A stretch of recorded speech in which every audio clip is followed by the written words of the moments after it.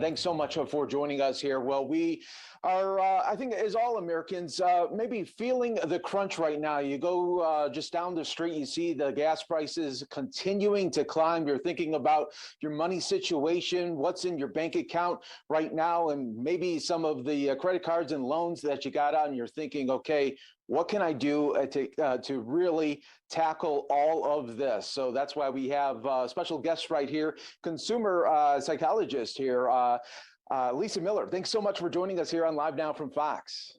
Thank you. Good to be here. All right, so let's first talk about this, as I think a lot of people are talking about these higher gas prices. That's one thing that they're really seeing the crunch right now.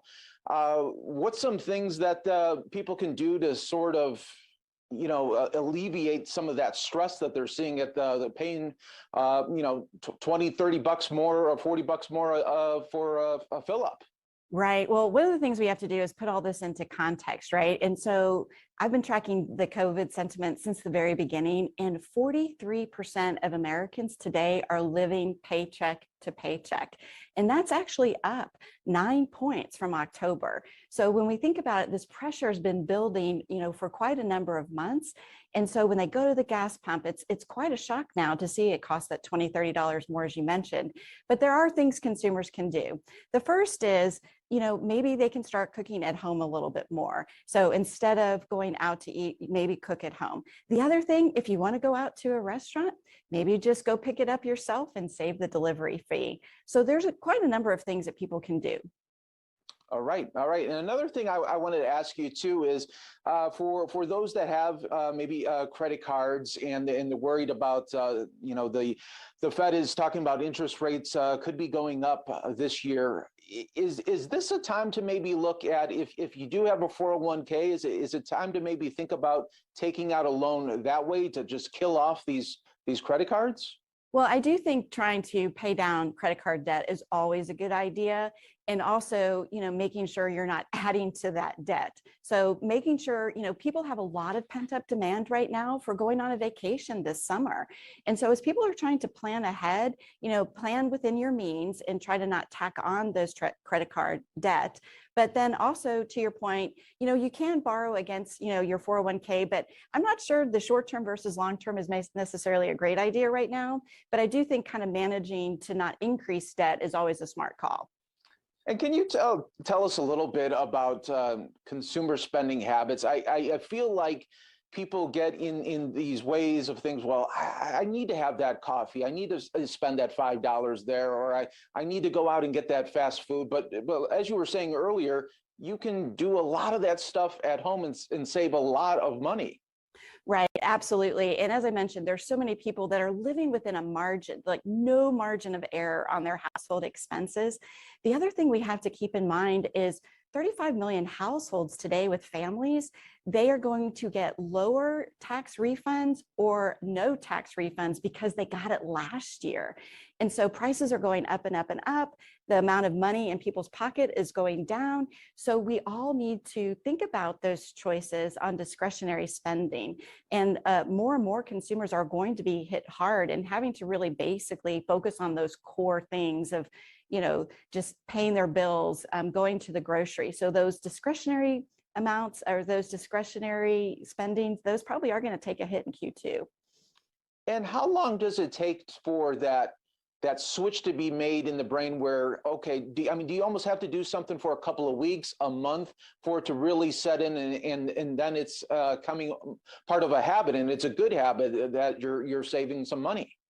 Right. Well, I think a couple things will happen is, when you think about going to the gas pump, you go, whoa, sticker shock, right? When you fill up your pump. And then the next time you might kind of caution and say, okay, well, gosh, now I know I'm not going to be surprised. But the thing that's really challenging is just even in the last month, prices have gone up, 70 cents, $1. So you keep having sticker shock every time you go to the pump. So I don't think it's going to take very long for consumers to pivot and just manage their expenses to say, this is costing me a lot more. So I have to make choices in other parts of my life to be able to afford the things I know I need. Yeah, because for some people, like you are talking about, living that paycheck to paycheck lifestyle, you become a part of it's a juggling thing, and it happens, where it's a monthly occurrence where you're feeling like, okay, I got this coming in, I gotta, pay that bill, and it gets very overwhelming for a lot of people. But if you can make these small steps, like you're saying, big things could happen down the road. Without a doubt. And again, some of the folks that are living paycheck to paycheck, they may be getting weekly checks. They might be getting their checks every other week. So they're feeling that pinch, very much daily. But yes, cooking at home, even carpooling, those are things that you can actually do to save money. The other thing, there are apps now, like Ibotta is one, where you can actually sign up for this app and scan your receipts and you get cash back on those, the everyday expenses like groceries. And I think those types of things are going to gain in popularity. I think if consumers take the time, there's going to find ways to, shave up a little here, shave off a little here. And those things, as you mentioned, do add up over time.